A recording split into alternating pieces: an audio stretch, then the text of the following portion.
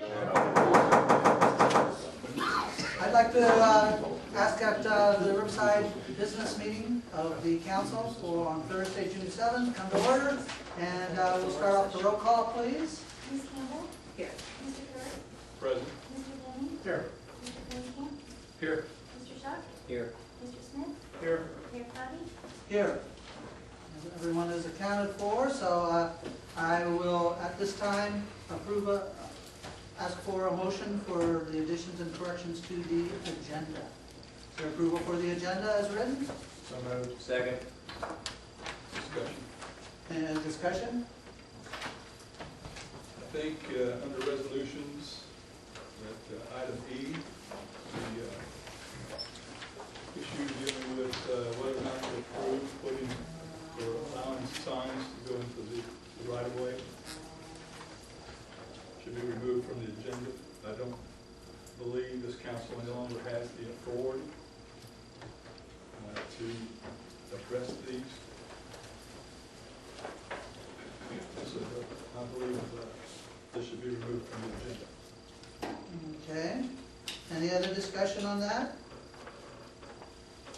We haven't changed our rules, so why do we not have the authority?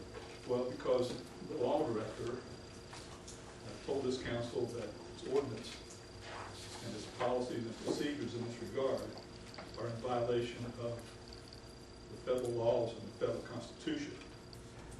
There's a provision in the zoning regulations that says, and it's called the severability point. It says that those parts of the code that are deemed to be unlawful can be carved out of the codified ordinances without any effect on the rest of the ordinance. And so, based on the direction from the law director, that what the council was doing was ruled as unlawful by the courts, even though they haven't addressed Riverside's specific ordinance. They've addressed this issue in other local governments, and that's satisfactory. But this council no longer has the authority to do this. I would want that directly from the law director, that is exactly what it's supposed to be, because right now, our ordinance says that we have the right to approve or disapprove signs in the right-of-way. And until we, as a council, make a decision whether we are going to let everybody or nobody do that, we need to keep moving forward with what we have, rules that we have on the books at this time. Now, if we choose to change those rules, we need to change the rules.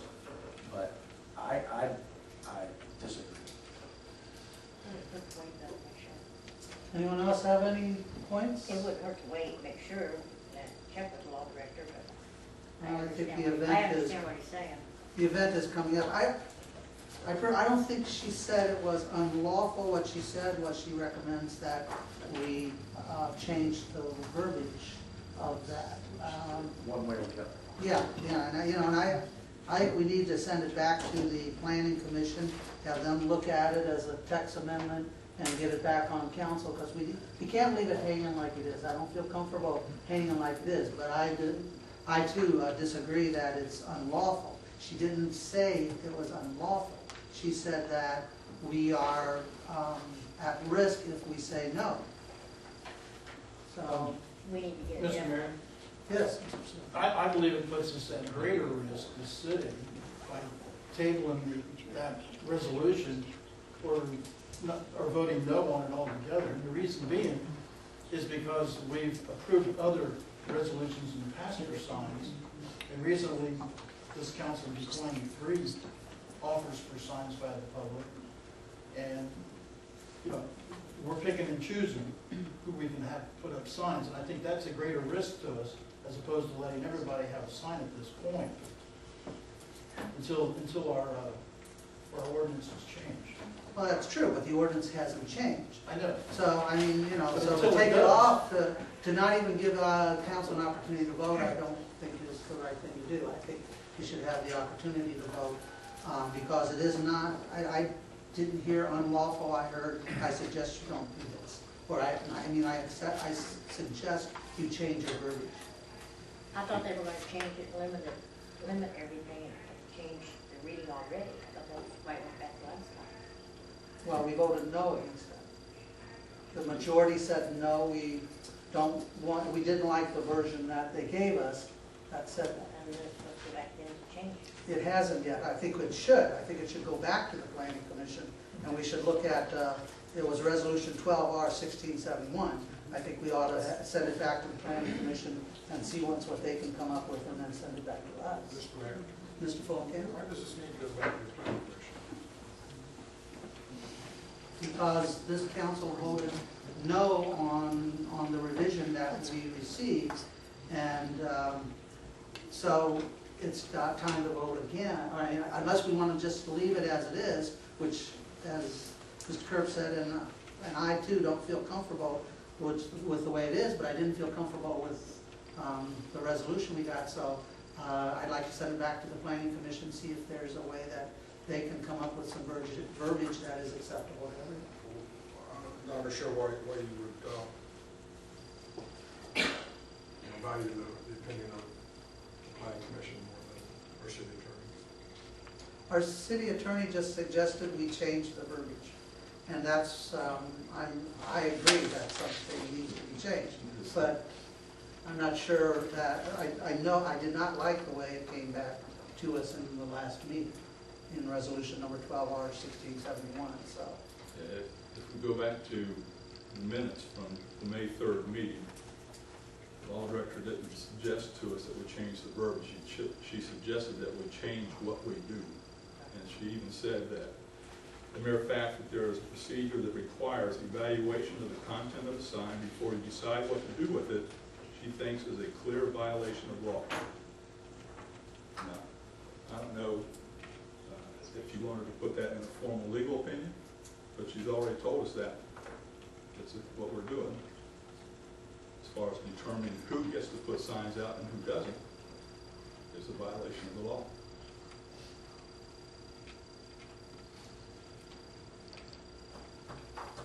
No, not sure about that. That's why I thought they were supposed to specify certain things and changing the wording. Well, that's what the resolution 12R1671 did. Okay.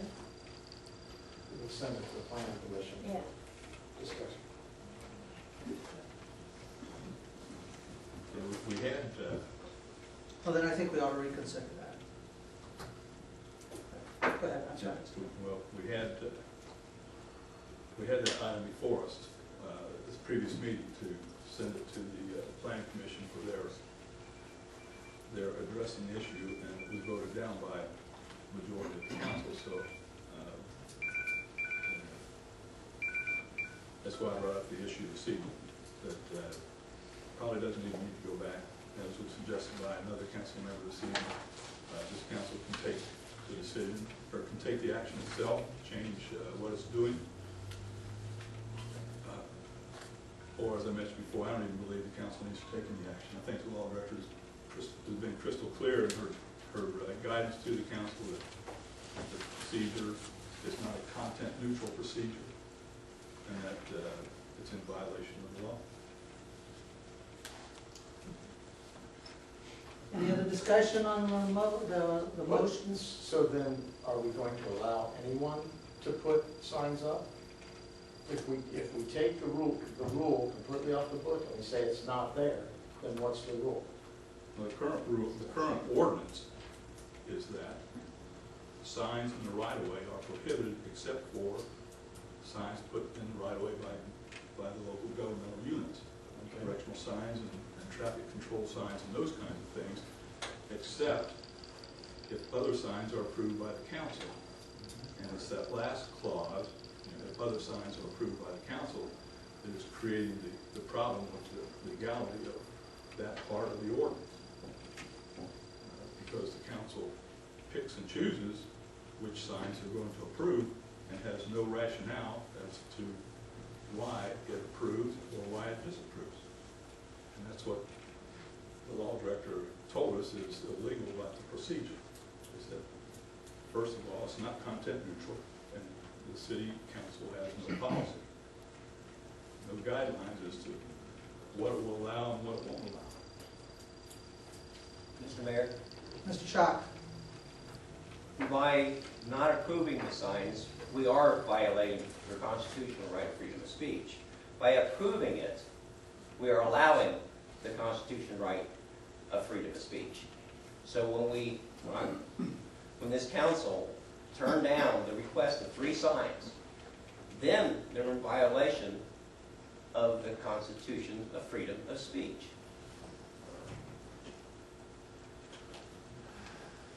I don't think Well, you're picking and choosing.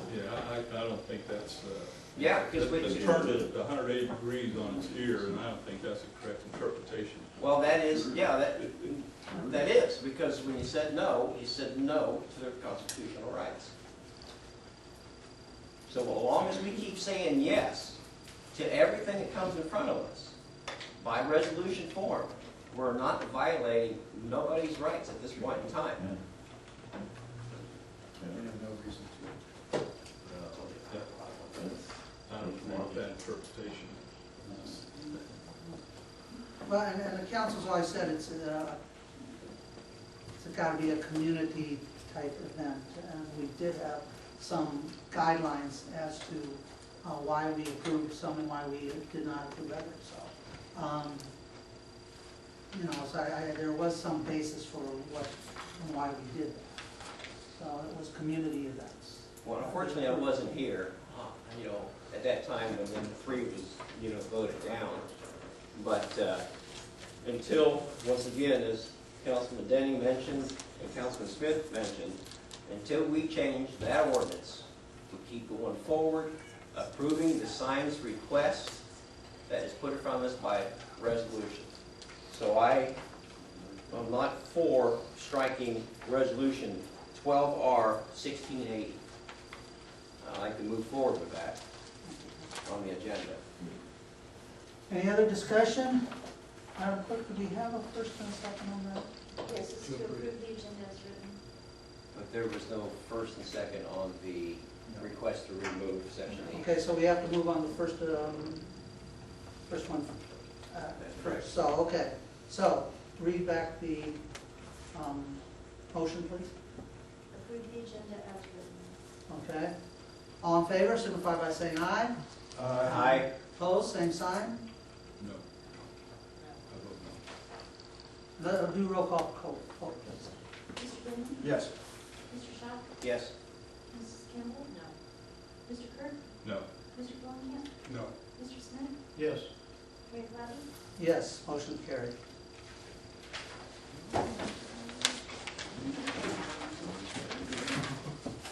Okay.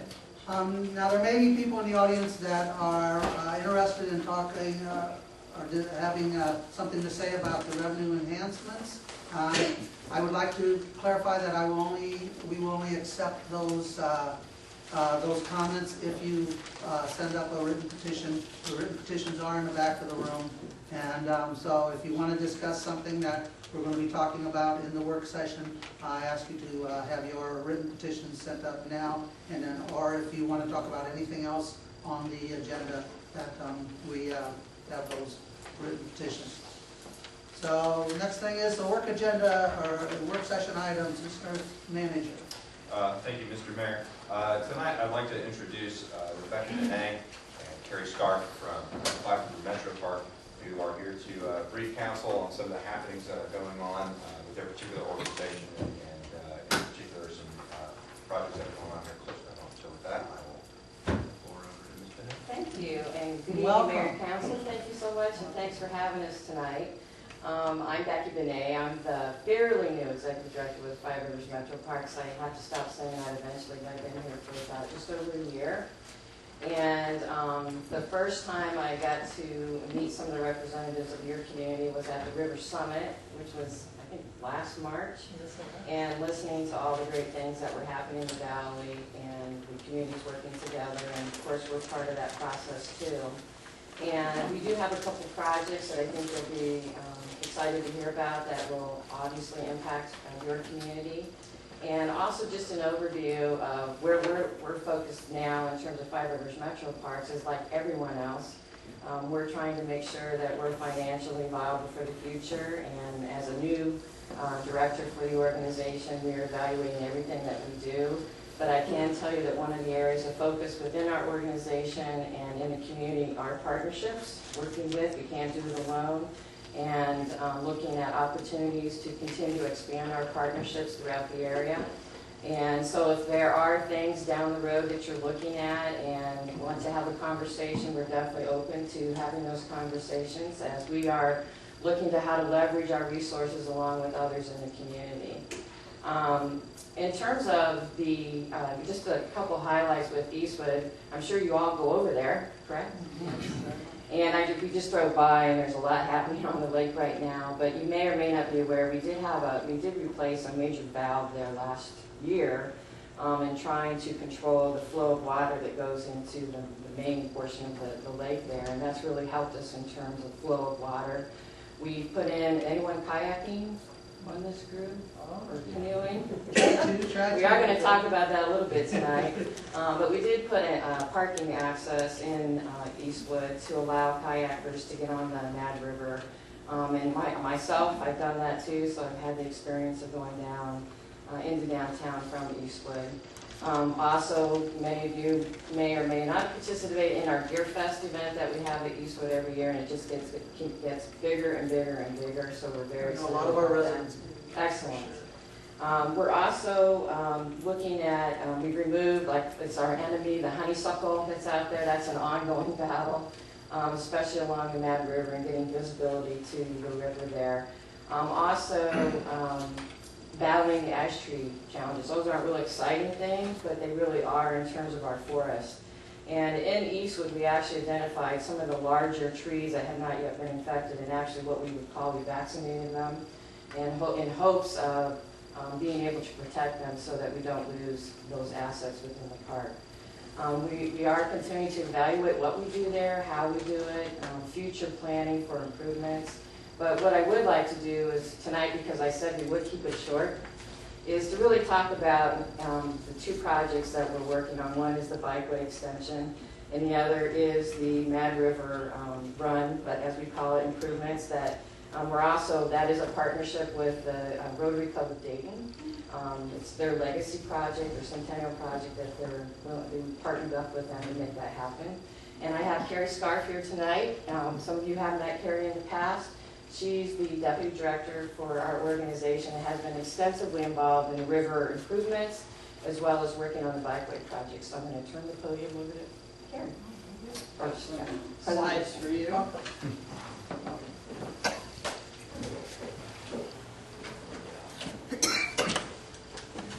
Okay, so I want to talk, as Becky said, in more detail about the Mad River Bikeway connection that is soon to be under construction, and then the Mad River Run. We've been here before to you regarding the Mad River Bikeway, and we appreciate your partnership and support in helping us get this done. This says the planning started in 2003. That planning, I came to Metro Parks in 1997, and there were people wrestling in the office trying to figure out how to get this bikeway through. So this is a real milestone for us in the community, and we're very, very happy that this is finally getting started. It's about a $3 million project. This is the route. Here we are with Eastwood Metro Park, Harshman Road, bases down here.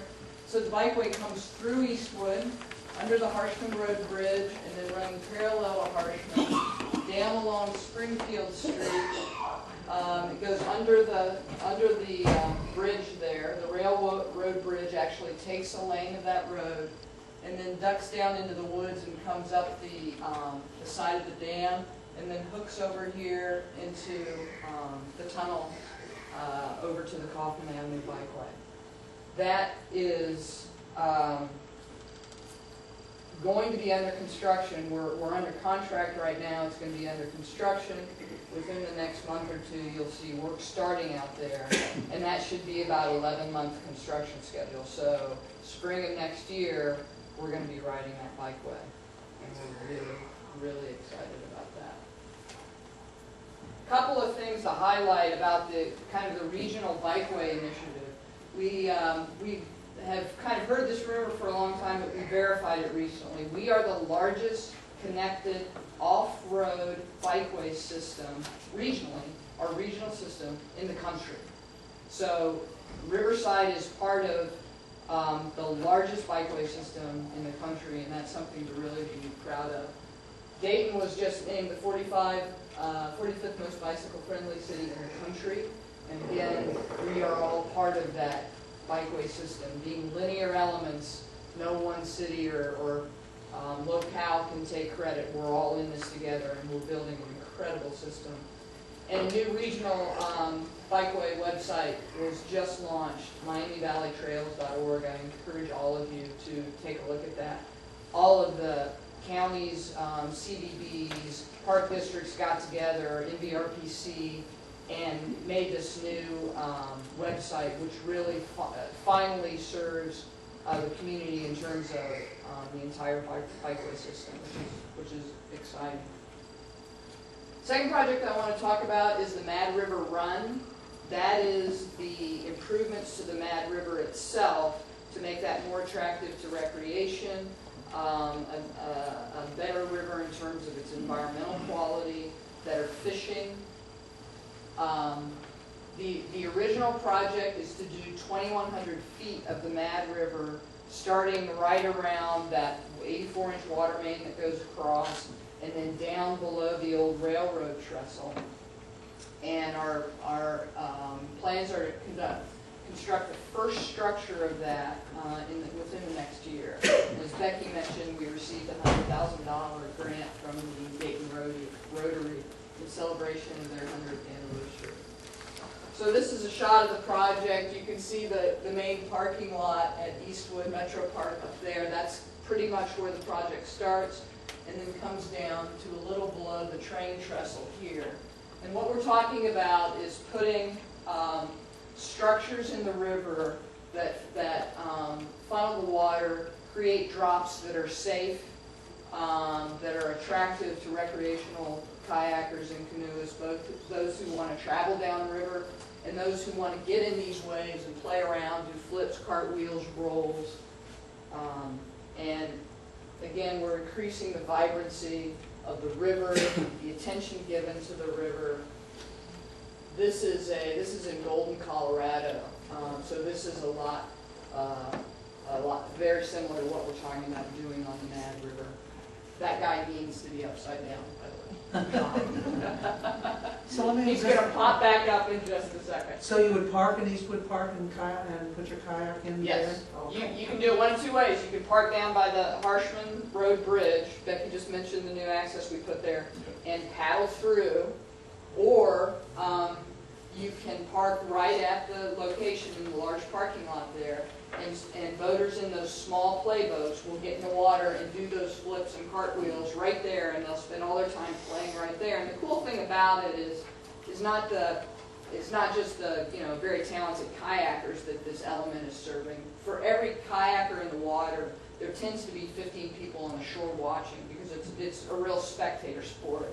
And again, it creates that real vibrant scene. It's attractive to the young people who we're trying to keep in this area, who we're trying to convince to stay here and raise their families and keep their talent in the businesses that want to come to this area. Especially being so close to the base, we see this as a real economic enhancement to the area. And in fact, this project, we're up here at the Harshman Road Bridge, and so this run is right through here. This project is envisioned to be the start of a great river run, a 7-mile river run that goes through downtown Dayton, and starting at Wright Pat and Wright State and Riverside, going through Tech Town and downtown Dayton and Sinclair Community College, University of Dayton, we're really linking the spine of the region's new economy, and focusing on the base as the backbone for that, and the University of Dayton, who's doing so much on the Mad River in this area, in the Riverside area. So that's the ultimate goal behind this project. And then, of course, we as Five Rivers Metro Parks are very excited again about the environmental improvements it's going to bring to the river, and the way that getting people on the river really connects you to the river and to nature and that incredible natural asset that we have running right through Riverside and into Dayton. And these are just images of the, maybe some of you have heard of the downtown project that's going to open up that 7-mile route down to UD. That low dam sits in the middle of downtown Dayton right now and clogs everything up. So our intention is to put a similar project in downtown. Whoops. So we're at the end. But put a similar project in downtown Dayton, again, to open up that corridor. And our hope is that then with a 7-mile stretch of river that starts here at Eastwood Metro Park, we are pretty confident that that's going to be a viable stretch for a livery.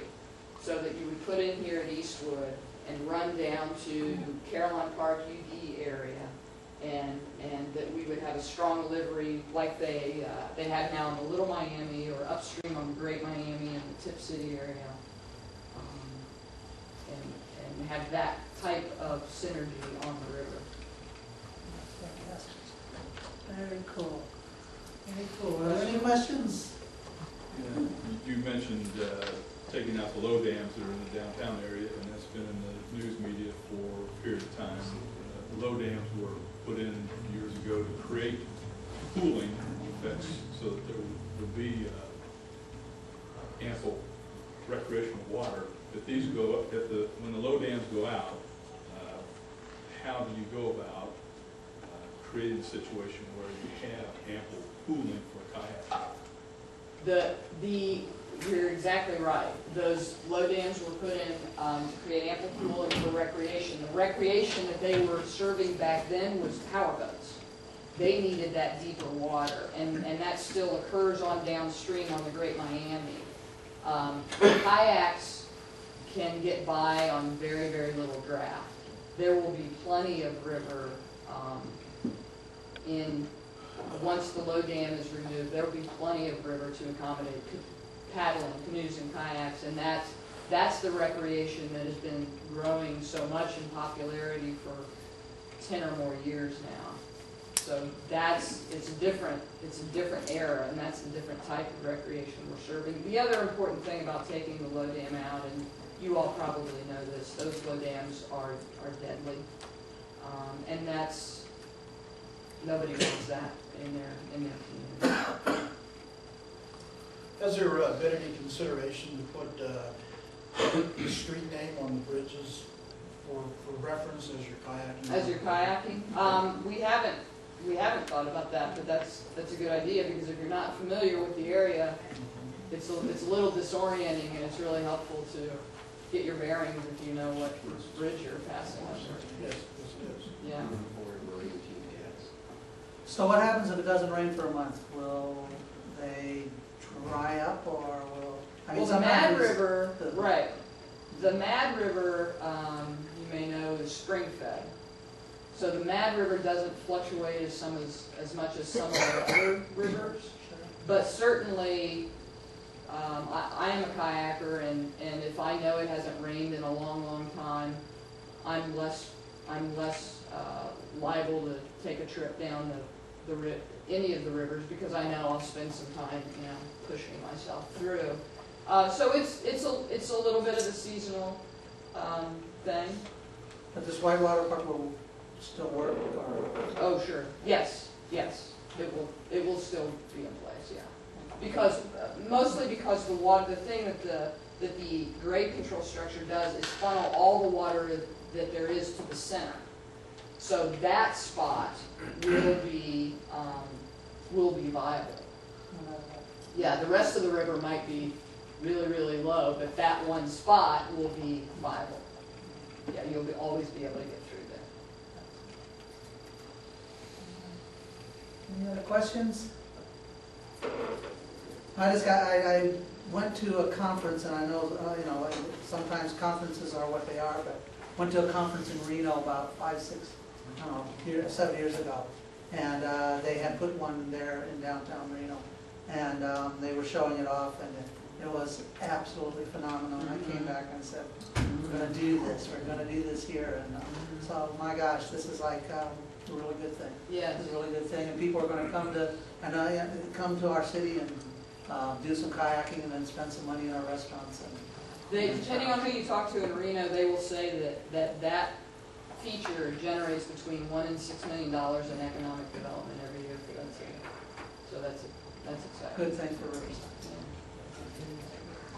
All right, very excited. Thank you. Thank you so much for coming and making this happen. That's very exciting for our region. Thanks for having us. Appreciate it. All right. Come back anytime. Okay. All right. Thank you.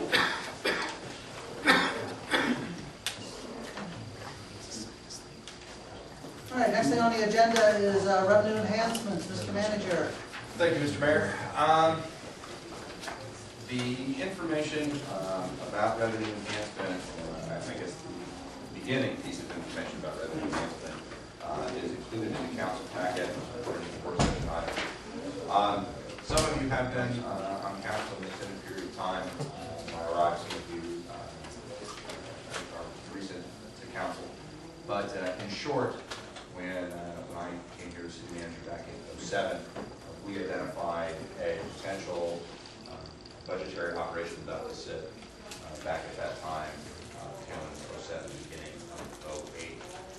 Since that time, we have continually projected an operational deficit in every budget that we've put together. Some years it has been smaller than others, but typically we've estimated that the deficit to be approximately $980,000. For a variety of reasons, that deficit has not materialized yet. We have been fortunate in the fact that we have consistently been able to establish positive returns to the city's fund balance in each fiscal year since 2008. That being the good news. Unfortunately, in that time, we've obviously entered into the, I guess if you want to call it the Great Recession, I think is the term we've heard recently used to the economic conditions which are currently involved in. Additionally to that, in response, the state has begun to reduce its funding that it passes through to local jurisdictions. And also as well, we have worked to more accurately forecast both our revenues and our expenses. In the past, we have typically been very conservative on our revenue numbers and very little on our expense numbers. We have focused in to make those estimates and those projections more accurate. That effect has been, we've been able to hit those target numbers better, but in the interim, again, the revenues have begun to decrease as a result of economic conditions that are beyond our control. So when we assembled the budget for this year, the 2012 budget, there was significant discussion amongst the council, information provided by staff that now would be a good time for the city to begin to review ways to generate the revenue necessary to offset the revenues that have been lost by economic conditions, as well as create some of the additional revenues necessary to begin compiling an applicable and actionable capital improvement. In other words, we're just about out of roads that can be maintained with crack ceiling and the dirt patch. We have done our best to delay the repairs and the replacement on very large and expensive apparatus such as plow trucks and the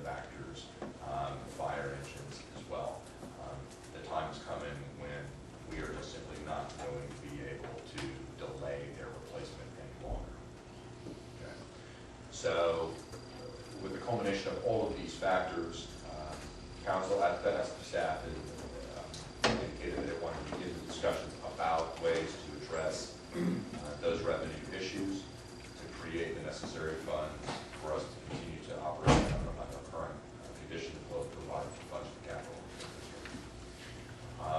Looking overall at the information that we had available to us and putting together the budget and understanding and trying to identify what our financial needs were.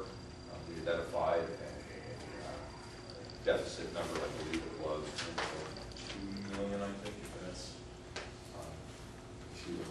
I believe that number's correct.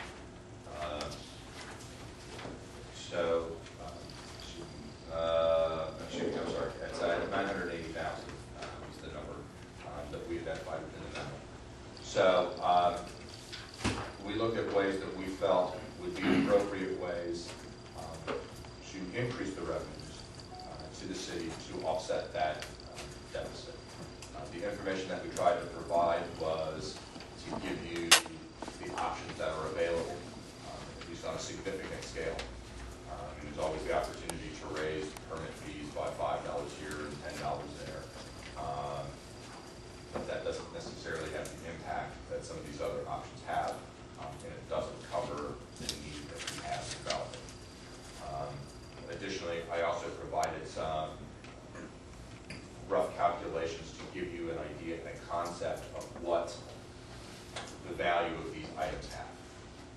So there can sometimes be a misconception of exactly how much money a mill bring in property tax.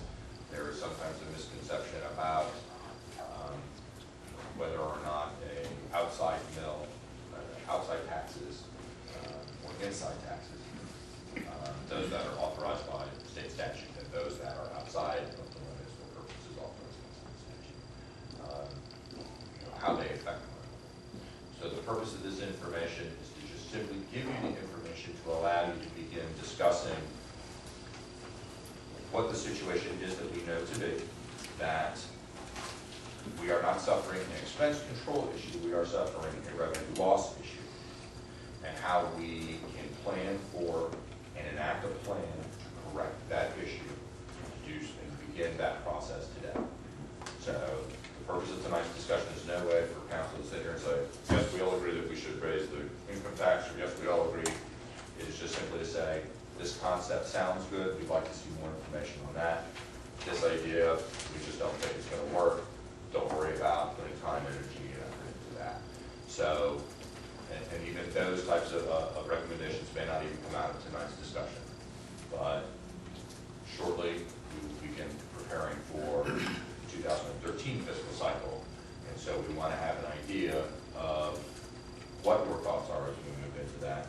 We want you to have an idea of what our revenue and our expense situation is as we move into that, so that as we continue to monitor the financial situation of the city and the reserves that it holds, that we are all on the same page, that no one person can say, I didn't know that, I didn't realize, so that we can all orchestrate this process and identifying a solution together.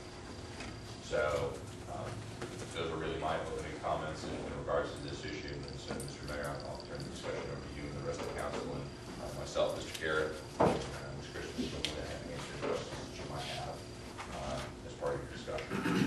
Thank you, Mr. Manager.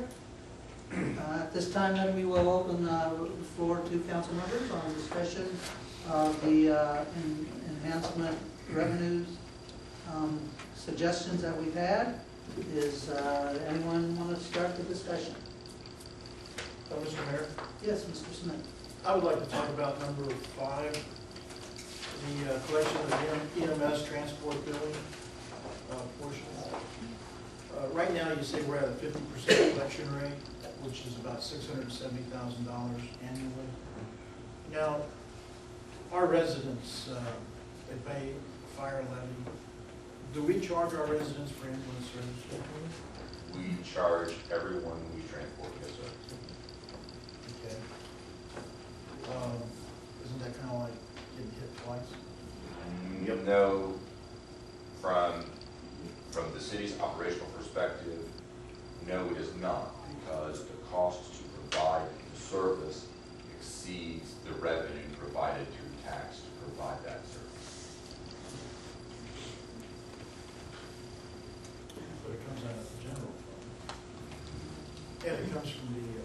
millage that we collect on the taxes.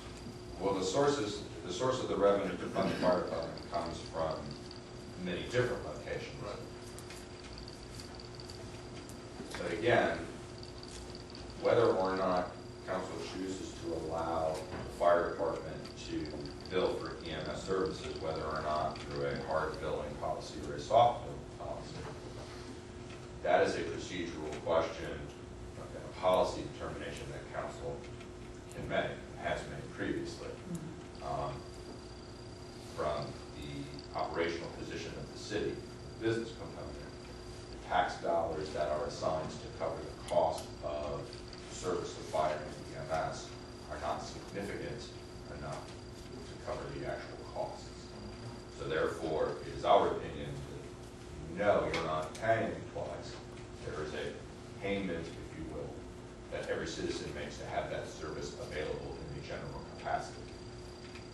When you have a specific need of that service, you pay for that specific need as well. My need for service may be different from your need for service. But we don't charge for the fire truck. That's correct. But there are other communities that do. Okay. So as part of the suggestion that we do that? That is an option. I will tell you that other communities that are initiating that type of policy, there is a policy that they have specific for residents as opposed to non-residents. There are approaches that communities are taking to directly bill the resident and bill the insurance company.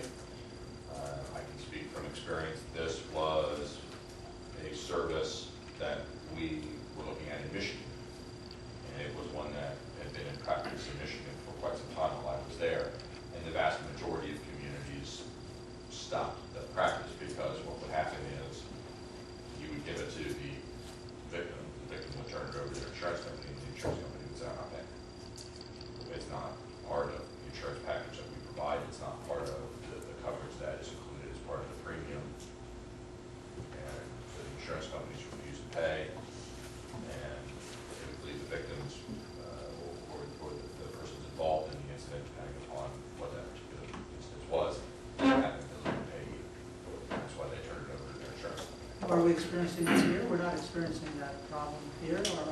Well, we don't have that policy, but Oh, that based was on, just- as related to fire response. Oh, okay. So in some communities, for instance, let's say a city of Dayton resident is involved in an accident,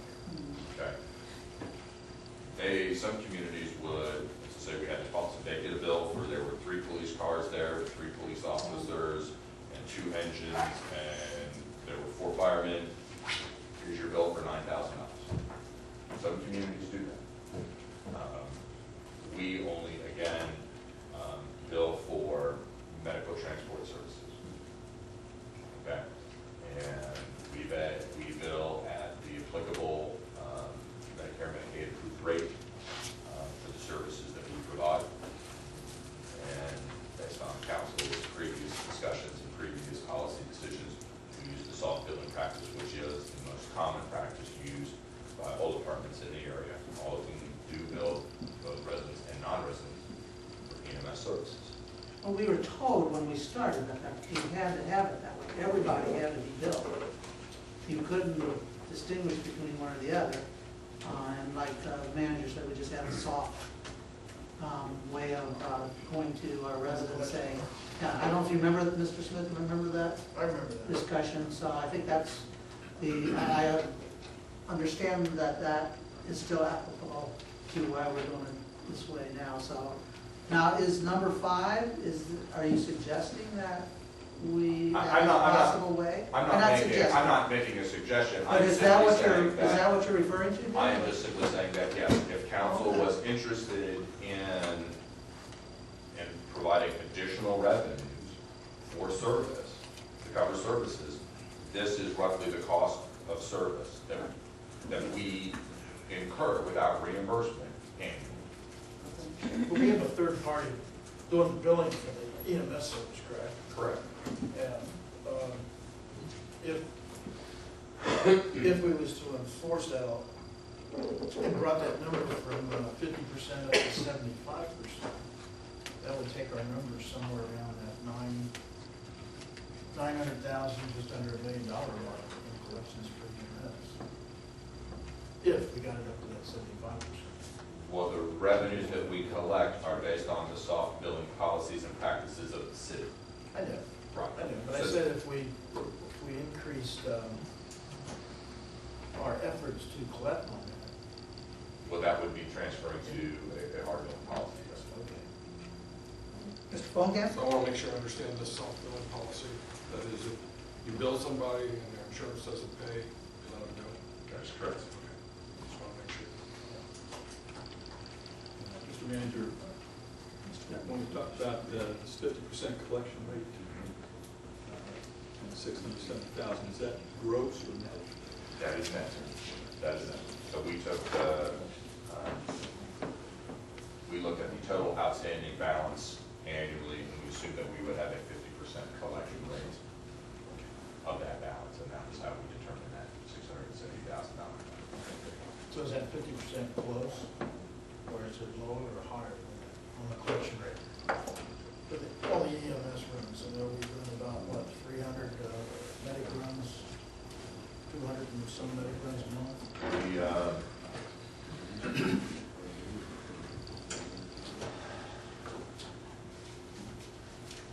So we're only collecting the million by half. I don't.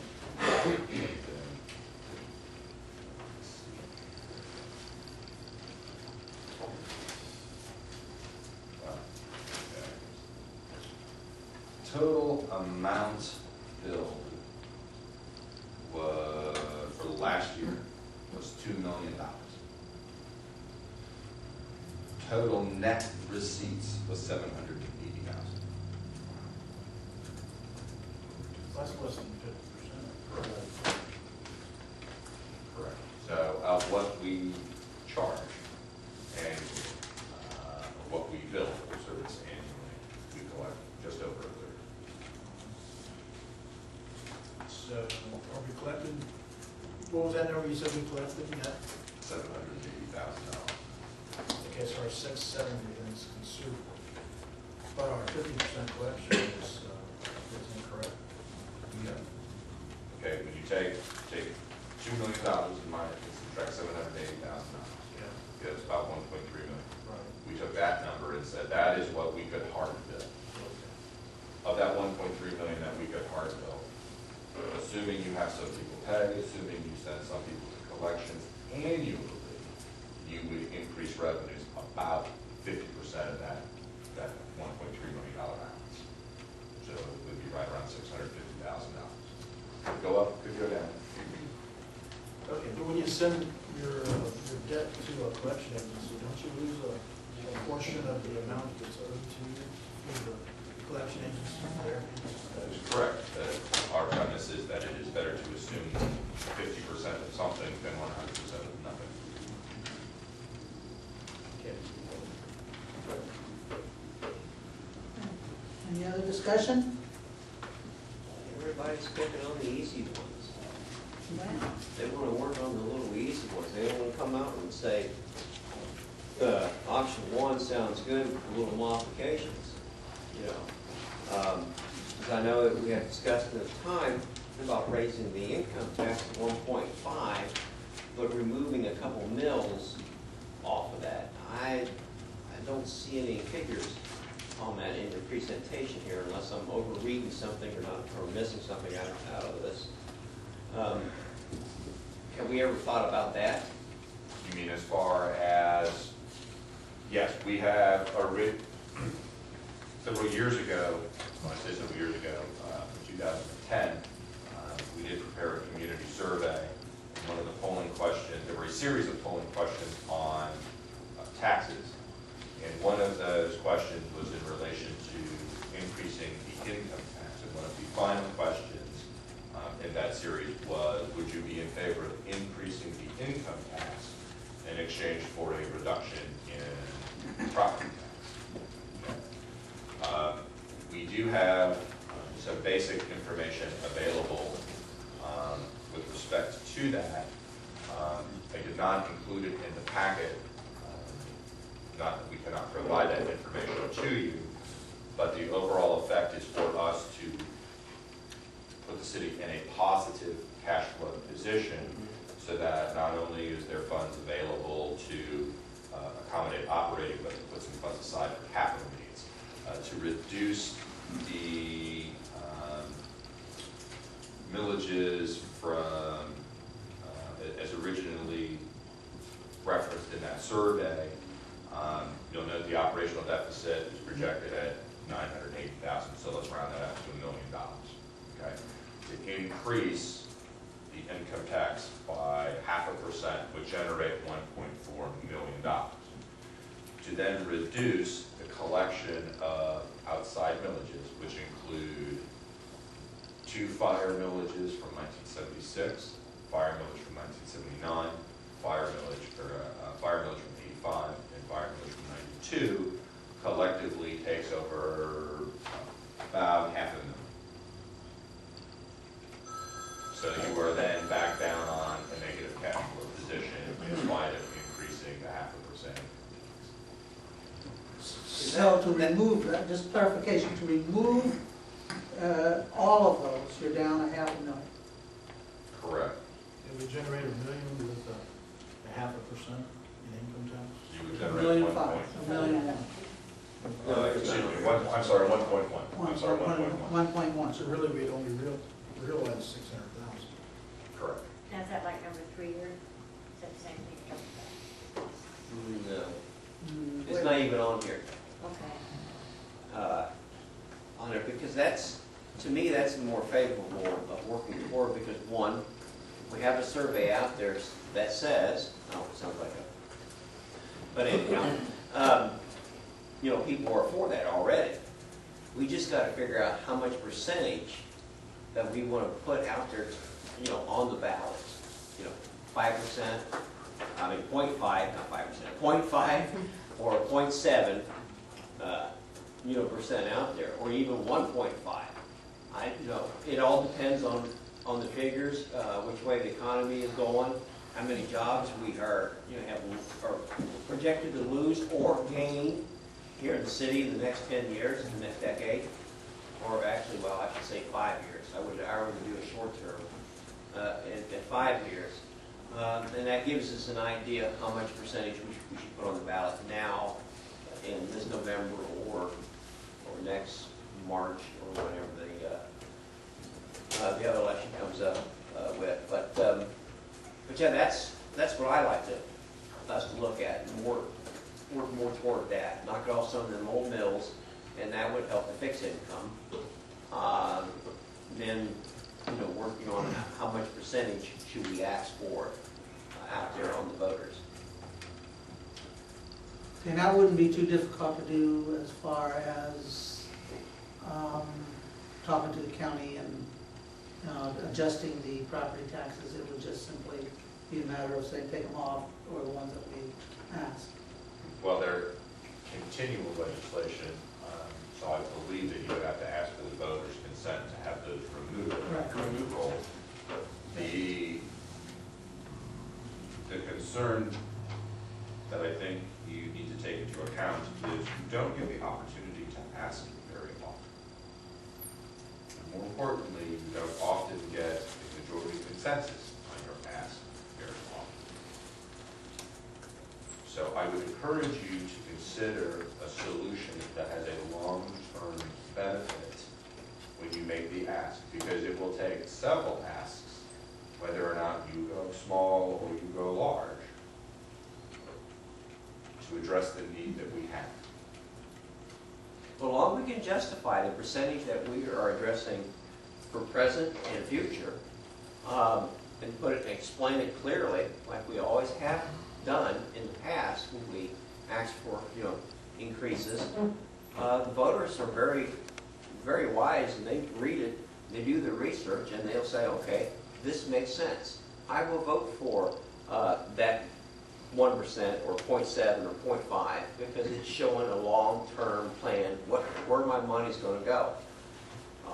So that's why I think we should work on that type of solution, getting all the facts together, and see if we can, get it on the ballot by possible this November. Ms. Campbell? Are you done with that subject?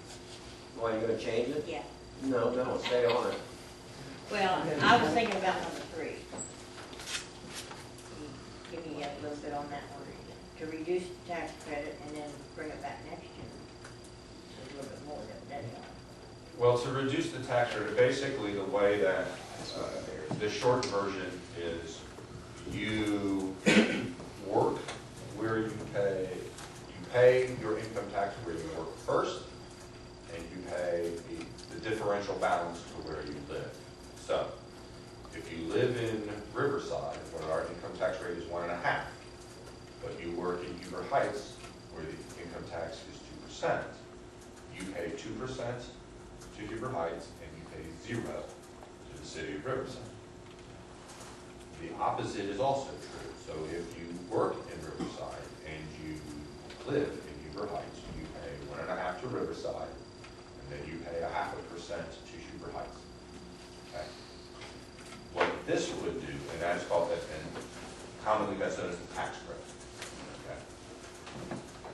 Council has the ability to adjust and amend the credit legislatively. So, in effect, what you would do is you would vote to limit the credit to 1% for Riverside residents. So, if you work in Riverside and you live in Huber Heights, you will pay 1.5 to Riverside, and you will pay 0.5% to Huber Heights. If you work in Huber Heights but live in Riverside, you will pay 2% to Huber Heights, and you will pay 0.5% to Riverside, because we will forgive only 1% of our 1.5% income tax to our residents. So that means, But you bring it back the following year on a ballot? No, it does not have to go to the ballot. It is only for council's legislative action. Now, it is not indefinite. So you can this year say, the situation's not so bad, we are only going to, we're going to forgive 1.25% of our income tax. Next year, maybe the state takes more revenue from us. It's not passing on as much revenue. Next year, you could say, we're only going to forgive 1%. The following year, the economy could be over, we could have 1,000 new jobs here, things could be really great. You could say, we'll forgive all 1.5%. like it is now. Well, what if it was, if you put it on the ballot this year, if you cut it 5%, in order, but automatically next year, it would come back plus whatever you got here on the paper. What, 1.5. council just has to pass an ordinance to Doesn't have to go. move Yeah, it would the, automatically raise next year. you don't have to ask the voters' permission to amend the tax credit. That is council's legislative prerogative. It's like the federal government tax, what they're talking about right now. Okay, It's Mr. basically Vaughn? the same thing we can do. Yeah, I think that we really do need to look at number 3. There's a fairness issue here regarding, who residents that live in the city of Riverside and not supporting the city that work outside. I understand, but I believe you need to pay taxes both where you work and where you live. And what's happening now are residents that work outside of the city aren't supporting the city as much as others. And I think there's a fairness issue here. I think it should be part of the discussion. We could do a combination of income tax and tax credit sorts of things. But I think it's really important to consider this. I know it's not common in the county. I know that it's coming to some communities at some point. They're going to discuss this. It's time to bell it to the bar. If you live in this city, you need to support it. Now, I'm all for spreading the pain, and if we can do partly that and partly an income tax increase to get where we need to go, I would consider that too. But I think it's really critical that we consider that aspect. The fact that we have so many residents the work outside the city is killing us, as you can see from this number. I mean, it's a full third of our income tax take. So that's my feeling about it. I think we need to look at the whole range of things. So that's my opinion. All right, any others, Deputy Mayor Denny? You're not gonna hear me this out of me very often, but I fully agree with Mr. Fulton. I believe that it needs to be a combination of a couple of these possibly, and when our state representatives were here, my suggestion to them was that they change the state law so that where you live had priority on your income tax instead of where you work. And their statement to us was, good luck with that. And on top of that, their other statement was that in the northern part of the state, there is no agreements between cities to give credit for income tax. A lot of people in the Cleveland area and that pay 2% to Cleveland and 2% to Euclid or wherever they live. So, you know, if we can't come up with you know, I think the answer is we need new revenue streams, and we need a way to get more funding in to keep the services we got and to extend the services that the residents of the city need, making our streets better, making our sewer lines better, things like that. And I mean, we've got to do something, and if it means that we only give 0.5% credit and we increase our income tax by 0.25%, then maybe that's what we need to do. And yes, I know it's not going to be a popular answer, but we have to keep this city moving forward, and we have to, you know, we have to help it make it happen. We've already cut everything we can cut. Well, it's not going to be popular, and I would suspect that if we do number 3, forget about getting even 0.25 passed for number 1, because with number 3, the problem is everyone in the city who works pays, regardless of where they work.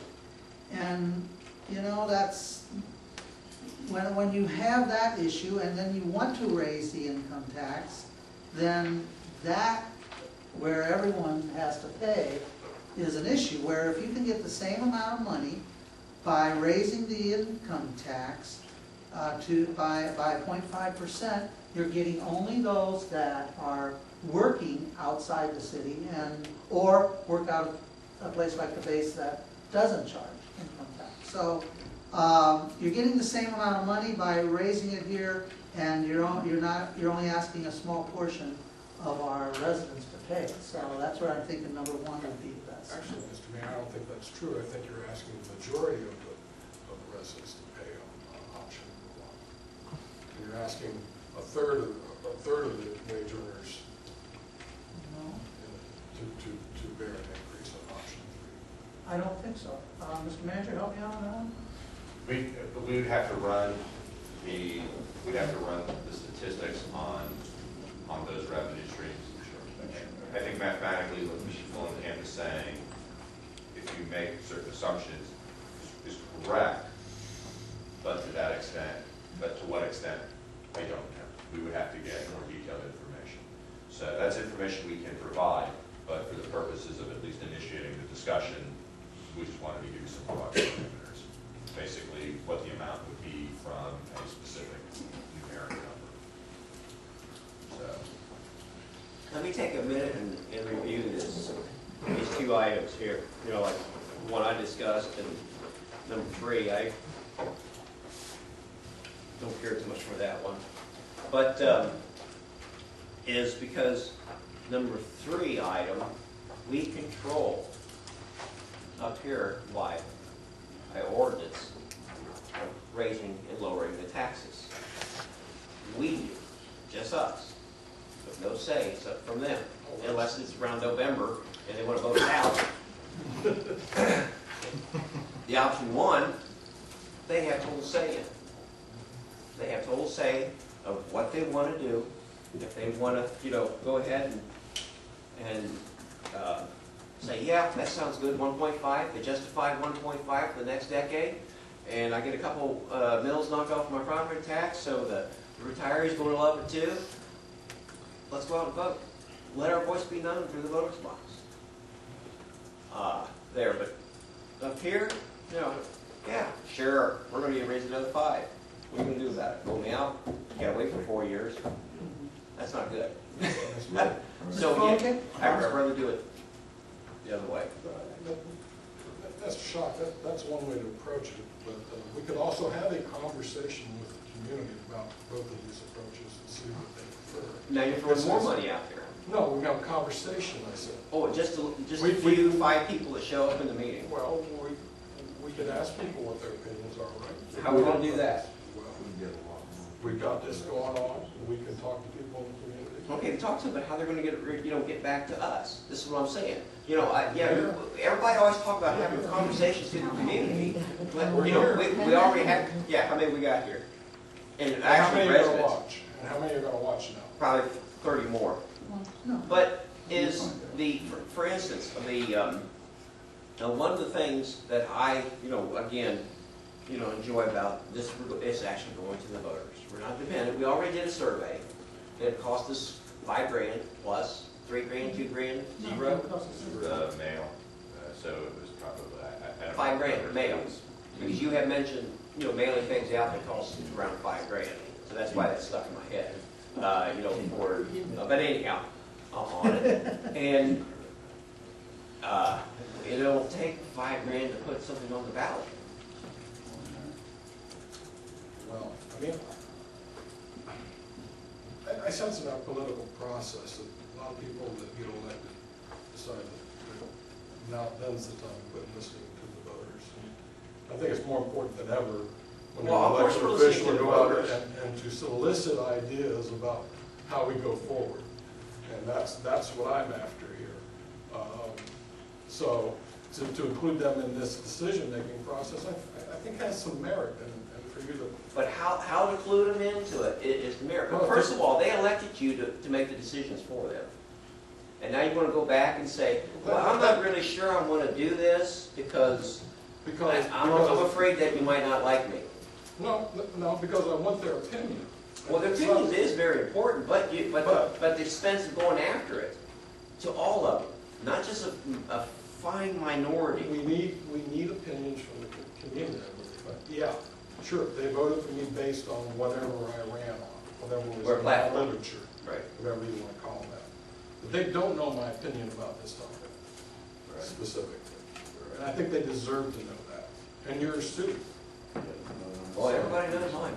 So I don't hide so that's where anything. I'm coming from on this, Mr. Schock. I mean, it's not, it has to do with, we have time, let's draw the community into this decision-making process.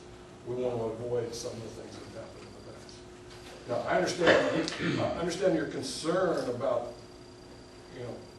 the order of events, and there's some merit. Again, you're correct in that perspective, but I want to give them some real choices. I don't want to give them false choices. I want to know what they want, how they want to go forward. Do you? Well, according to the last survey that was sent out, in 2010, Brian indicated. But there was no discussion about this other. But the other part. So, and they were all for that. But I don't think they're going to let us control on the taxes. But again, I don't think so. Maybe on part of the aspect is. Let's see what they say. I'm assuming they don't want us up here controlling, taxes up and down without even considering them. I agree, but that's why we want them involved in this conversation. Because that's why they had the Boston Tea Party. Yeah. I'll let the voters decide. I agree. But No, personally, I don't think you're going to get that big of involvement from the public. You're looking at 10, 12,000 voters here in our community. And the response that we've got in the past, when we've had open forums, such as Meet the Candidate, those numbers were very low, like what, 60 people? And if you take an opinion of 60 people to affect the lives of 12,000 plus, that's not very good. as compared to 70. 7 people are what? Still, I like the idea of putting it before the voters. Yeah. I think let the voters make the decision, because they're the ones putting the bill. So If it comes down to the fact that the increase in the income tax is rejected, and we have to make cuts in a year or two, and those cuts, directly affect our service to our citizens, that's something that the citizens make the decision on. We're just trying to get everybody covered as far as services go. I understand, but I don't understand the objection to having the conversation. And that's what I'm sensing here. I just don't Is see. that your historical perspective is, well, they've never cared before? I don't see 4,000 or 5,000 people coming out and talking to us. And we don't need 4,000 or 5,000 people coming on. We do We need a majority. I think that regardless of the opinion, I think that it's important that not necessarily to the extent Mr. Fullenkamp has indicated, but it is necessary in one capacity to meet and discuss with the residents what the situation is. Because it is easy for all of us, including staff, to sit here and say that let the voters speak. If they say no, and the service is cut, well, then they have spoken. But I don't necessarily know whether or not the citizen is aware of the impact of that choice. So it is not necessarily, I think, incumbent upon council to say it is this way or that way, or this method or that method. I think it's incumbent upon the city to say, hey, look, this is the dollar amount that we feel is appropriate to continue to administer the city's services in the way that you are accustomed to. There are methods for us to be able to generate this revenue. If you are given the opportunity to vote and you choose not to support our request, this is the impact that will occur. Because I don't think that they're under, that they have a concept of the impact of our situation should revenues not increase. It's not just a matter now of being able to reduce staff to accommodate operating costs. We are coming to the point where not only do you have to reduce staff to cover operating costs, but you also have to reduce staff to reduce operating overhead to accommodate for capital improvements. So it is not a whack once, it is a whack twice. Well, you were talking about educating the people, and they're like a sponge. They absorb the people who wants to know exactly what's going on in electoral government. They thrive for that type of information. Now, we have a very slow newsletter, comes out every quarter. That we cannot do that, use that, because it'll be too late by the time we get it back out again. We just had one out. We should have started that idea of educating them a little bit sooner about these options, had it in the newsletter out there, or newspaper, or what we want to call that little piece of paper everybody gets in their mailbox. We should have had all this on there. We could have, and they could have, emailed us their opinions. Well, they still can, we'll still have a But now, newsletter go out. but not, it'll be too late. No, it won't. When's the next one out? Well, He's saying it's not. we can publish information whenever we choose to publish information. Exactly. Right, but I was trying to do it efficiently. And I'm not arguing the fact that it can't be incorporated with newsletters that go out. I understand that, Mr. Schock, you have a desire to address this issue more urgently than conditions necessitate. So you referenced earlier that you were not opposed to trying to put something on the ballot this November. And we have time to do that, but our financial situation doesn't compel us to have a determination from the voters if you select a method that requires their participation, or at least based on current figures, 24 months from now. So this is not, we are having this discussion now where we can take the time to walk through it and have the discussion and do so in the most appropriate manner rather than rush to make a decision. Well, we're not rushing to make any decisions, have by by November. But again, I don't want to be sitting there looking at a zero balance checkbook and then running to the voters when we're running more in the red than we ever have before. I don't want to go do that. Okay. You know, I like to get have a little positive before running to this voters and asking them for what they would like to do. But again, okay, we can, what's in here, and plus what I discussed about the income tax increase and plus reduction of millage, if we can add that, also in there. Can we do a mail out? Here you go, Mr. Fullcamp. A mail out of what's right here in our packet right now, and ask for their opinion by email, letters, phone calls, or etc.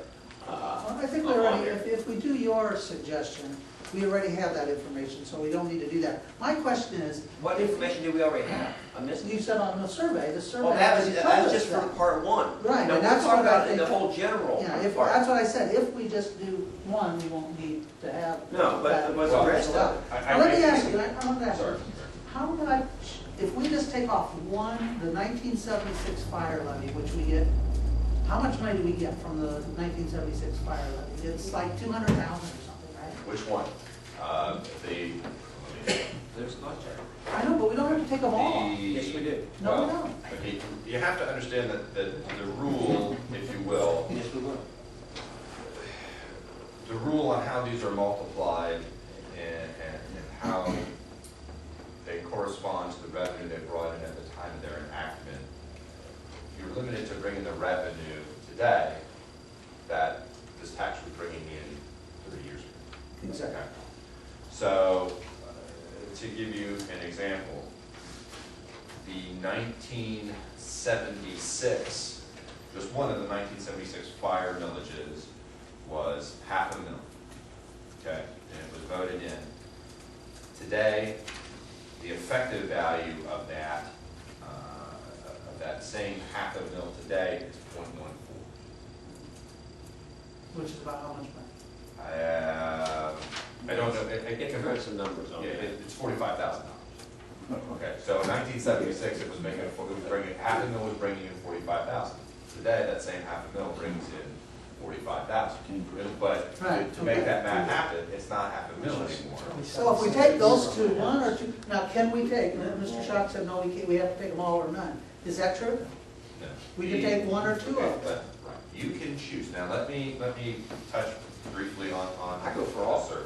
Or if we just take two off, we're only talking less than $100,000. I just go for all of them. Okay. That way the fixed Put that income in people can have a perspective. little extra coin in the pocket. As far as numbers, putting it in perspective, in 1976, the fire truck was $80,000. 2012, they were $300,000. So think of it this way, we are trying to accommodate expenses in 2012 on the same check we were receiving in 1976. That's the short version. So we're trying to pay today's bills on 1976. Okay. A lot of us are doing it already, but the survey, we asked four questions about the taxes. Okay? And the first question we asked is, would you support or oppose a 0.5% increase in general income tax if you knew that other cities with higher income tax rates and where Riverside residents work would give Riverside more money and that those Riverside residents would not see their income taxes increase because they're already paying the higher rate? Okay? So basically, we have one of the lower rates. If we raise the rates to match our competitor, simply deposited those revenues into the general fund, would you be in support of that? Okay? 44% supported, 26 were neither for or against, 31 were opposed. We asked the same question, but said, instead of depositing in the general fund, what if we designated it for a specific purpose? Police, fire, EMS, or service department. 51% supported, 21% neither supported nor opposed, 28% opposed. We then said, if we increased 0.5% and repealed 5 mills, or excuse me, 2 mills, which is the combination of 92, 85, 79, 76, and 76. And the new revenue from the income tax went to the general fund. Would you be in favor? What would your opinion be? 55 supported, 23 neither supported nor opposed, and 21% opposed. Same question. Increase in income tax, decrease in millage, but this time the revenue went specifically to fire or police or to service. 58 people supported that proposal, 21% neither supported nor opposed, 22% opposed. Okay, so we saw what I would consider to be more substantial increases in support based on those responses when we designated the revenues for a specific cause. Okay. Now, in this same survey, keep in mind, and this is why I say interaction with the public is important on this issue. The question that was asked of the citizens was comparing the city of Riverside's income tax rate with the rates in other surrounding cities, which of the below statements best represents your belief about municipal income tax rates? Riverside income tax rate is below all other Dayton metro area cities' income tax rate. 7% of people thought that statement was true. Riverside income is below most other, 33%. Was about the same, 51%. And then above 7, all others, above all others, 2%. Okay? So most people think overall that we are in the target area with most of the communities. Most of those are in the 2. So we're already off roughly 0.5% from what most people assume is our rate. But that just is a matter of educating, because we are the lowest rate, right? Is that the correct Metro, in the metro speaking, excluding Beaver Creek, which does not, and Elbrook, if you want to argue that Elbrook Washington is. Township, yeah. Okay. The other question is, what happens to municipal income taxes paid by Riverside residents who work in other cities? First question. So based on that, these were your responses. The 2 cities split the income tax unequally, with the city having the higher tax rate keeping the greater share, 33%. The 2 cities split the income tax equally, 16%. The employer city keeps all the income tax paid by Riverside residents, 34%. The city of Riverside keeps all income taxes paid by Riverside residents, 18%. So there is some education needed to explain to our residents and our voters exactly how the income tax works, but specifically there is education needed based on this information to explain how our income tax and our tax structure overall lines up and is comparable to other metro communities in the area. So it's not just as simple as saying, do you want to vote for this or vote for that? There are other components that have to go into our approach to address that situation. So from what I heard there, we need to, we're going to have to say that if we decide to increase our taxes, we're also going to have to say where we're going to spend it. I think you're going to have to In have. order to get that, I mean, that gave us the highest percentage of people. I think you have to have. I think you have to have an educational approach. And so it is going to be, any part of the discussion with the community is going to have to be Tax 101.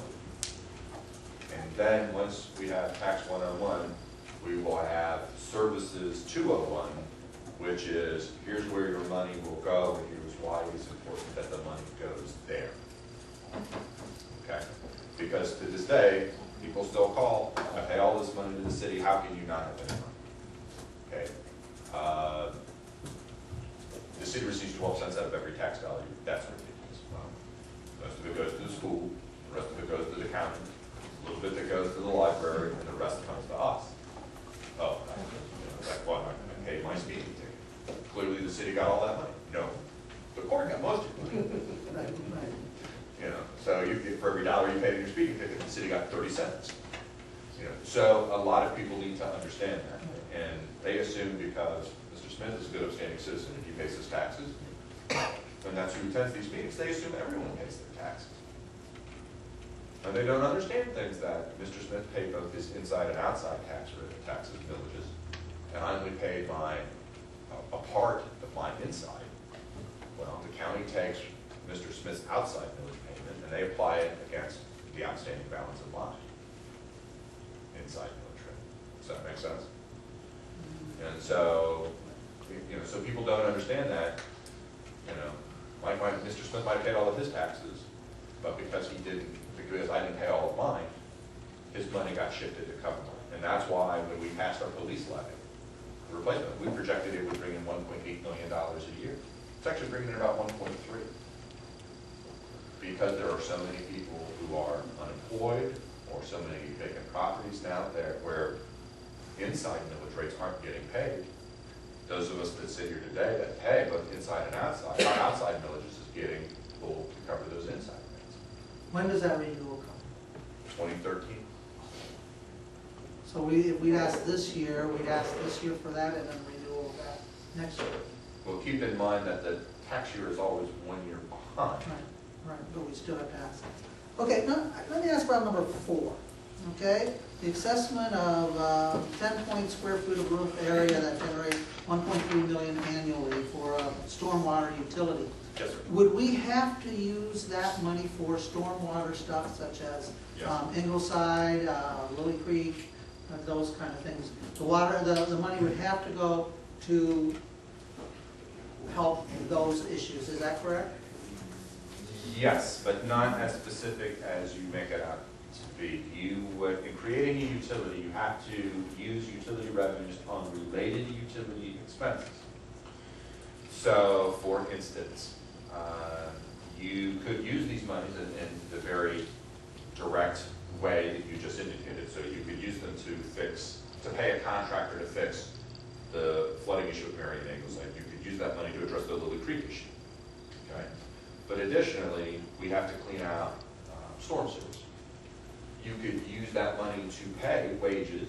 You could use that money to buy equipment necessary to clean out those wages. You could use that money, for instance, there are other communities that use that money to give grants to residents to put in pervious services like brick pavers for driveways and walks.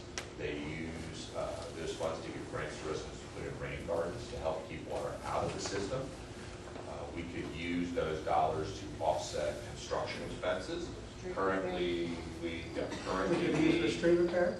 Well, only limited sections. So currently we have when we have done construction in residential areas, the city's practice has been to assess curb, gutter, and sidewalk to the homeowners.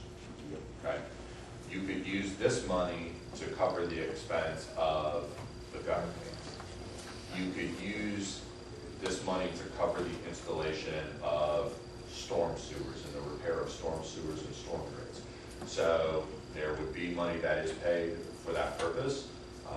That would limit assessments that, or I shouldn't say limit, but it could reduce the amount of assessments. But the limitation and the benefit as well is that you can through legislative action, you can adjust the assessment rate. So you want to do a very large project like Lily Creek, you can, based on the known construction costs, you can escalate the assessment for a short period to cover that cost and then bring it down when you know that there are minimal so you can do a couple of different things with that type of utility. And you have the ability to adjust that based on whatever project you were working on. But again, the limitation is you can't just say, everybody in public service today is a stormwater employee, we're going to pay all of their salaries. So you actually have to be able to designate or explain and justify to the auditor that employee Mr. Smith, he is designated the city stormwater employee, and these are his daily duties, and this is what he does related to stormwater, and that's why we're able to pay his salary. So if we would do 10 cents every square foot of roof area, an average home in Riverside is what, about 1,000, 1,200 square feet, is that about an average home? I don't have the answer to that. We just ran a total of coverage area from GIS information in the county database. Okay, well, let's just say it's 1,200 square feet for a house, okay? So you're saying 10 cents for every square foot. So we're talking $120 or $12? $12. You're talking a $12 increase to solve, that would potentially solve our problem. I'm not sure that's not a bad idea. Well, it is not for the square footage Right. living area. You're talking about square footage living area. Yeah, but the 1,200 roof, square the roof feet. extends the house that far. But the roof isn't Yeah. 1,200 square feet. So it's 14. No, it's No. not. No, it's the size of the footprint. Keep in mind that it's not just houses. Everyone has to pay the assessment. I've got, Churches, schools, shopping centers, everyone has to pay. So it's not, you can't limit it to just To one residential. group of property, correct.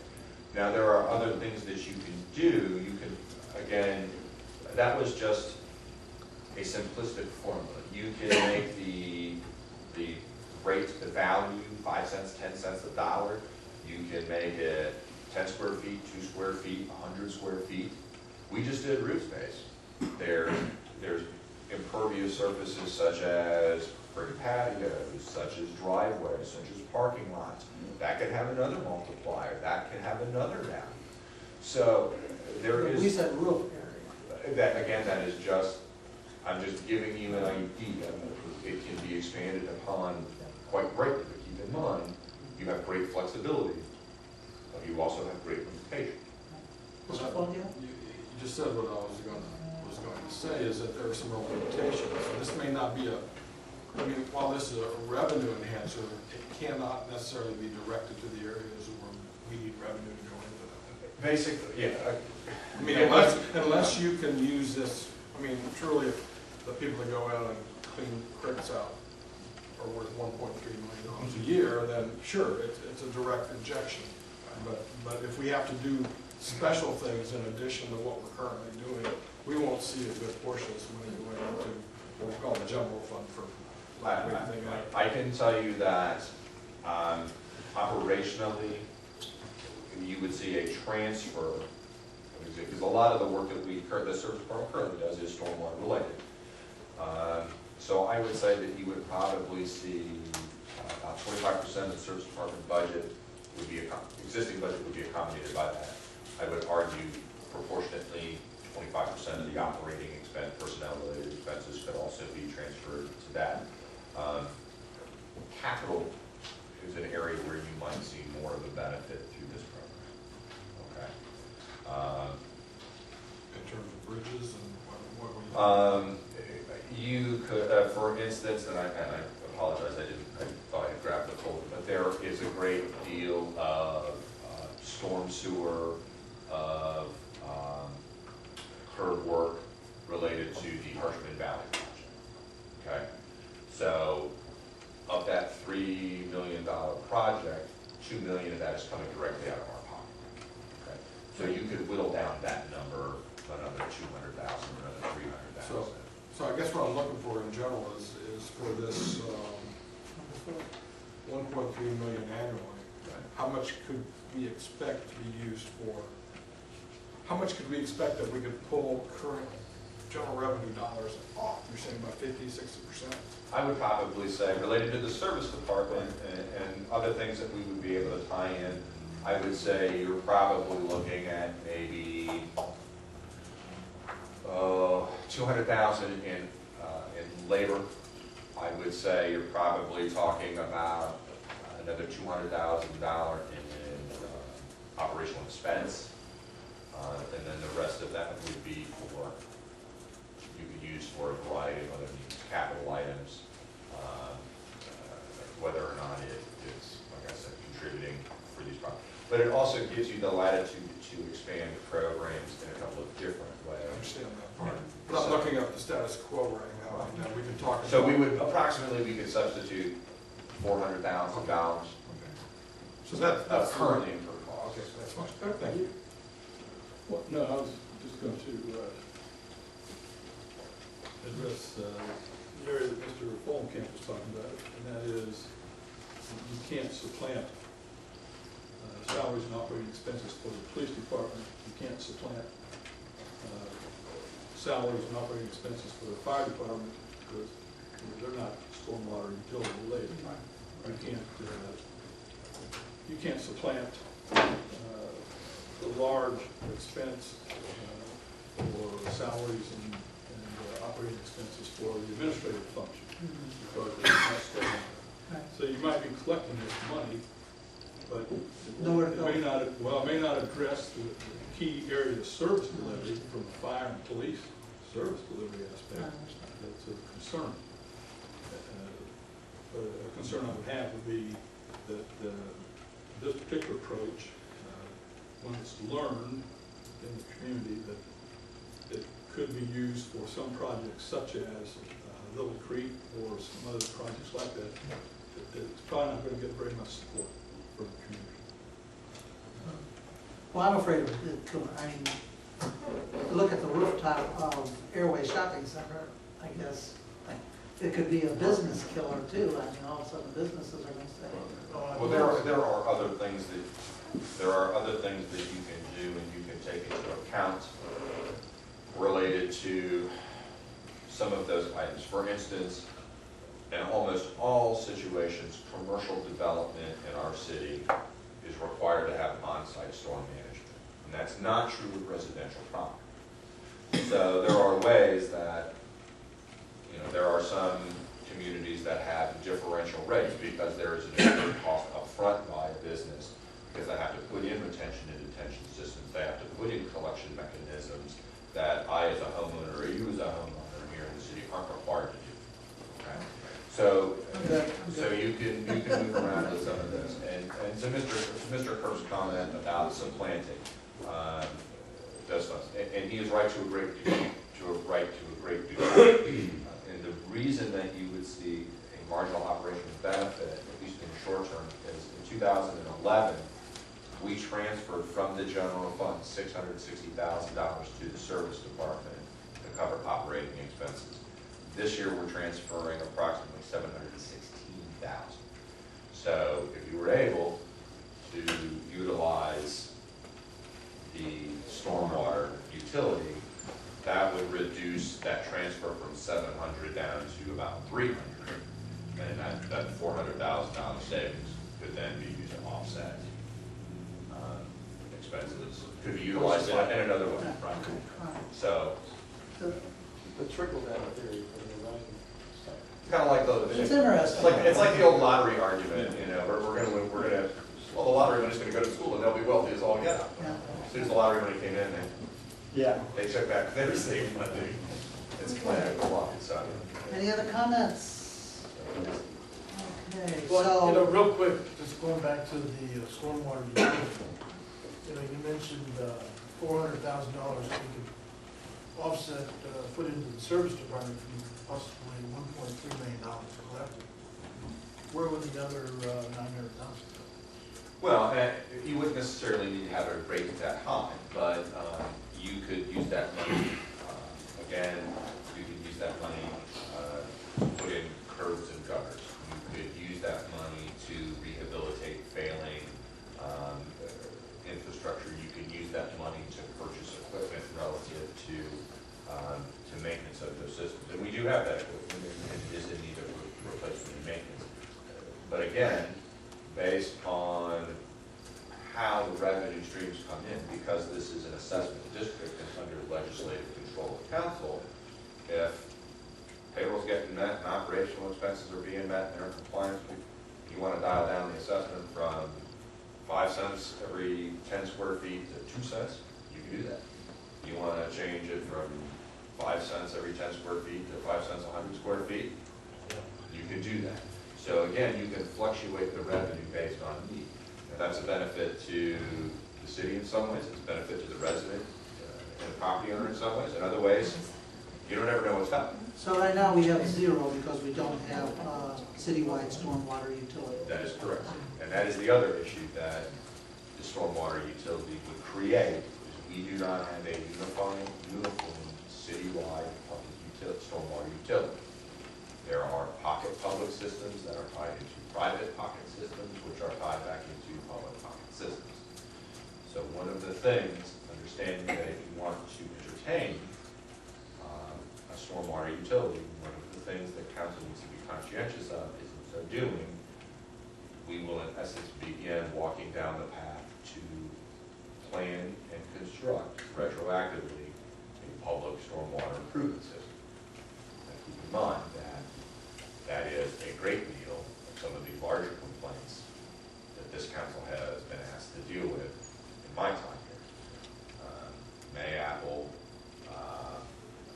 Barksdale, Marion, Ingleside, Lily Creek, several of the infrastructure issues with the roads in the Avondale area are stormwater related. They're caused by stormwater and a lack of sewer systems.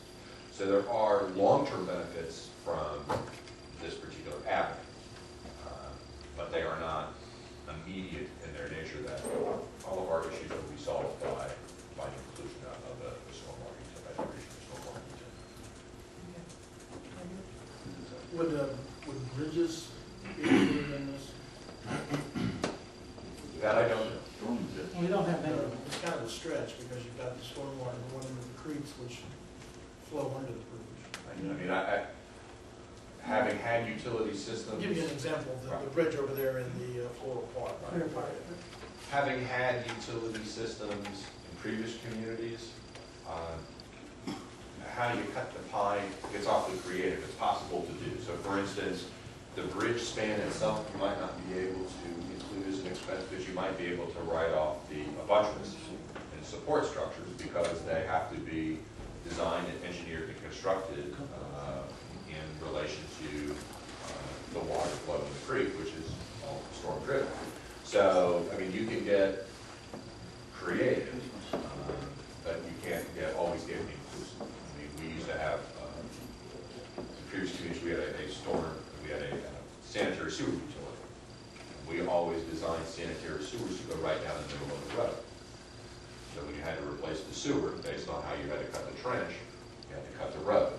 So a great deal of the time, we resurfaced roads using sewer money because if I didn't have to cut down to replace the pipe, I wouldn't have had to replace the road. So, so you can get creative in how you do it, but you have to clearly be able to establish why one ties to it. Okay. Very well, I think we've had a lot of good discussion here, so the next action item as to what to do next would be what? I guess based on tonight's discussion, it sounds like council would want another opportunity in a work session to kind of hone down and say, this is what we're interested in seeing more on, and this is what we're not interested in, or are you prepared to at least give some general guidance in that direction tonight? And staff can go put in a little bit more research on some of the ones that you're more interested in. It's Well, council's pleasure. Okay, well, the one, this one I mentioned, and the other one, as Mr. Fulenkamp has mentioned, I think as the two, we should do a little more background work on it. Yeah, 'cause yeah. It's a lot of work. Yeah, I would like to see just what it would be if we just take off 2 of them. Yeah, and that would be part of the discussion. 2 of these. That should be a start. I mean, the more we sit and think about it, go home, sleep about it, talk to a few constituents out there, we might come back to the next one with something else too. But for starters now, I think it's the 2 avenues we need to explore and see what it yields. If anybody wants any others, we just. I think as part of the discussion, one of the things council needs to look at is just what our financial picture looks like as revenues and expenditures, and from a little tighter forecast than the way the budget has been done over the last several years. I wanted my comments to address procedure and not individuals or individuals' performance. I'm talking about procedure. I don't think there's anyone on this council, or the council as a whole, knows what the city's true financial picture is. What our revenue stream looks like, what our actual expenditure rate looks like, because what this council has been seeing over the years has been a revenue forecast has been ultra conservative, expenditure forecast or budget, if you will, has been ultra liberal, and at the end of the year, when the actual numbers come in, and it's in our document tonight, the city is, instead of being shown operating in the red, is actually operating to the positive with it. Sometimes $1 million excess added to the surplus, where the surplus has been building up over the years where it reached $6 or $8 million last year. So tonight we're talking about approaches to raise money. We're not talking about how much money do we actually have, how much money do we actually need. And I think we need to take a look at, in concert with a discussion on how much money to raise, we need to understand how much money we need going forward. Right, and this council tried to address that in the last year, maybe 2 years actually. Actually, too. Because, yeah, Right. we were discussing that Right. at length. So you're right, and I think we were much more conservative in the last 2 years than we have been previously, but we still end up, you're right, we still end up with a surplus, which is a good thing. Well, it's not really a surplus, but we still end up, taking money out of savings at times, but not as much. The thing is, I'm sorry, go ahead. Mr. Kirk is right in a great extent, and I acknowledge the fact that at the start of tonight's conversation, I have always been very conservative in my revenue estimates and very liberal in my expense estimates, so that you always have the worst case scenario and rather than the best case scenario. I can say that partially because of those estimates, we have always done better. In my time here, I can also say that there were a few years where we had very large deposits that included capital projects that went unfunded from the grant components. So there's a little mixed bag, and to address Mr. Kirk's concern, we'll be more than happy to bring that information, and we can make that a presentation as a follow-up to tonight's discussion prior to maybe honing in on some of these examples.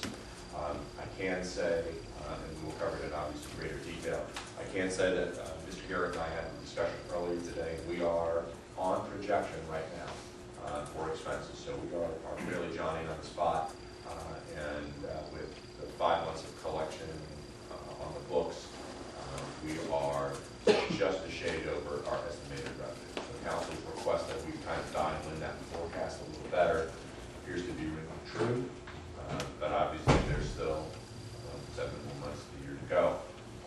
So we'll see what that looks like. But I will get with the clerk and we will take a look at what the council's calendar looks like coming up.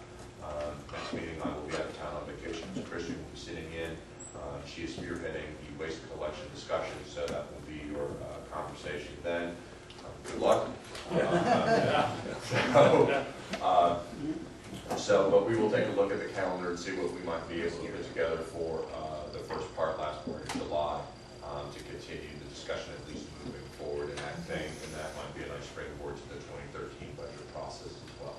So we'll move in that direction if that's the way council would like for us to proceed. Well, I think we ought to mention too that out of our $7-8 million we have in the bank, $6 million of it or so is going to be spent for the roads, for Harshman Road and Harshman and Brook. The total draw that's will going to be be sick. just over $2 million based on For Harshman Road? based on the funds that were available, based on all of the numbers that were available at the time we prepared the 2012 budget. Okay. Those numbers that were available approximately the last week of October, which is when we submitted all the information. The estimated general fund balance, okay? So there are several accounts, The general fund is the one where we can spend on whatever we want. At the start of 2012, the estimated general fund balance was $6.5 million. Through the course of 2012, we have projected an operating deficit. It was originally $980,000. That increased as a result of the reduction in state share revenue, so we're just over $1 million is our estimated operating shortfall. And we are taking out funds for the purposes of the Harshman-Needmore Road reconstruction project later this year. The total draw against the general fund alone will be $4.3 million. So at the end of this year, on December 31st, if our projections are correct, and estimated expenses are correct, we will have started this year on January 1 with $6.5 million in the bank. On December 31st, we will have $2.1 million in the bank. And what are we gonna do for our road project? That'll actually be a discussion that you'll be having shortly. Issue 2 applications are being accepted, I believe, in August. So we have scheduled discussion through, I believe, July. That'll be done this year. Burkhardt Road? Yes. Well, you'll have the discussion and you will make the We have to application if make the that's a decision. project that council wants to make. The actual project to be done this year will be Harshman, will be the Harshman Improvement Project. So, When are they starting that? it won't be until after July 1st because that's when the state releases the money. We have pre-authorized the engineering. So Lockwood Jones, LJB, is in the process of engineering the project, both the issue 2 scope, which is the Valley intersection, and the city scope, which is the resurfacing from transportation north and from Valley south throughout 4.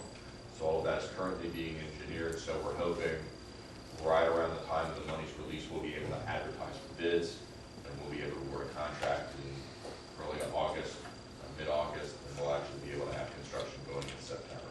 I know it's inconvenient for the schools, but I can't control when the state I releases. just the want to money. get it done, So, see where that's thank you.